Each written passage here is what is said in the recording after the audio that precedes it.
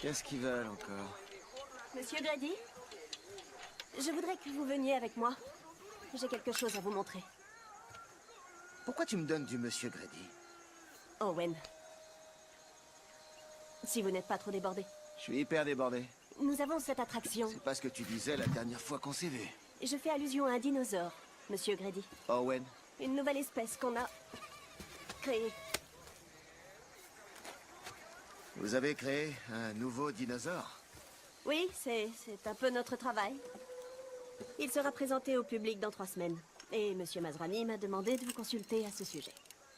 Tu me consultes ici ou dans mon bungalow? C'est pas marrant. Un petit peu quand même. On voudrait que vous inspectiez l'enclos pour déceler d'éventuelles failles. Pourquoi moi?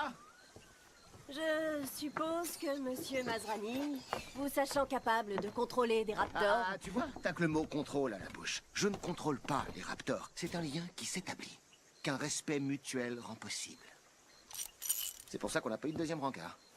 Attends, excuse-moi, j'ai jamais souhaité qu'il y en Qui ait a un l'idée autre. d'imprimer un planning pour une soirée à 2? J'aime l'organisation, c'est mon droit. N'importe quoi. Et quel genre de régime proscrit la tequila? Tous les régimes, pour ainsi dire. Ouais. Et quel genre d'homme va à un rendez-vous galant en Bermuda? Il fait chaud en Amérique centrale. Ça va, ça va. Est-ce qu'on pourrait revenir à notre sujet? Merci. Notre sujet. D'accord, je vois. C'est toi le chef, tu dois prendre des décisions. C'est peut-être plus simple de penser que ces animaux sont des chiffres dans un tableur. Mais c'est pas le cas. Ils sont vivants. J'en suis bien consciente qu'ils sont vivants. Ils sortent peut-être d'une éprouvette, mais ils en savent rien. Ils se disent, je dois manger. Je dois chasser. Je dois... Il y a bien un de ces besoins que tu ressens, non? J'attends dans la voiture. Si vous pouviez changer de t-shirt, ils sont très sensibles aux odeurs.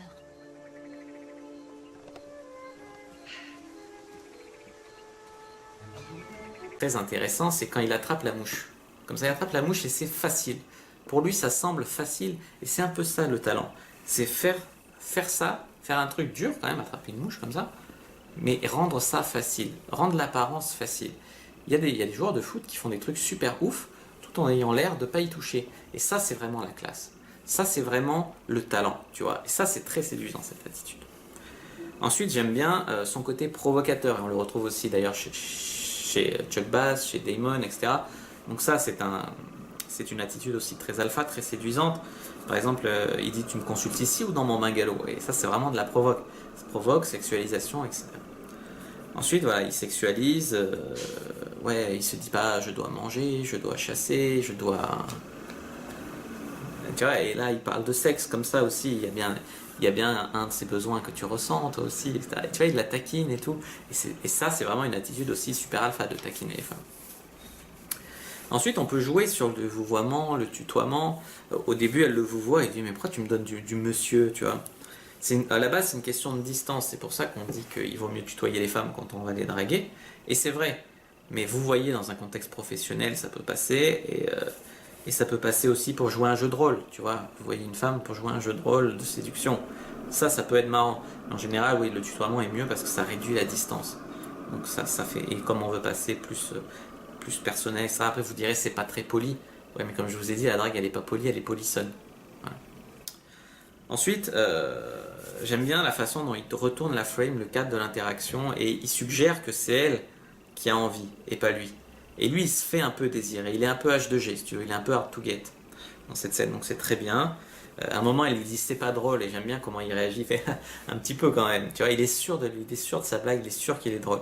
Alors, je vous conseille pas de toujours rire à vos blagues, mais quand on vous dit c'est pas drôle et tout, un petit peu quand même, tu vois, sûr, marrant, taquin, etc. Ce qui est bien, c'est que des fois, les femmes, elles disent que c'est pas drôle ou qu'on est nul, etc. Juste parce qu'elles savent pas quoi dire d'autre.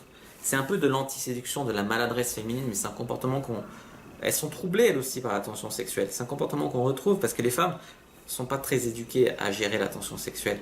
Et elles pourraient gâcher des scènes de séduction, gâcher des moments, gâcher la tension sexuelle, pas parce qu'elles sont pas intéressées, mais par maladresse. Donc il y a un côté où voilà, la femme n'est vraiment pas du sien, tu la next, clairement. Mais la femme est juste maladroite, elle ne maîtrise pas sa tension sexuelle, Tu la prends sous ton aile, tu taquines, tu vois, tu la taquines là-dessus même. Et tu peux en rire de ça. Et c'est ce qu'il fait lui. Et ça, c'est très bien.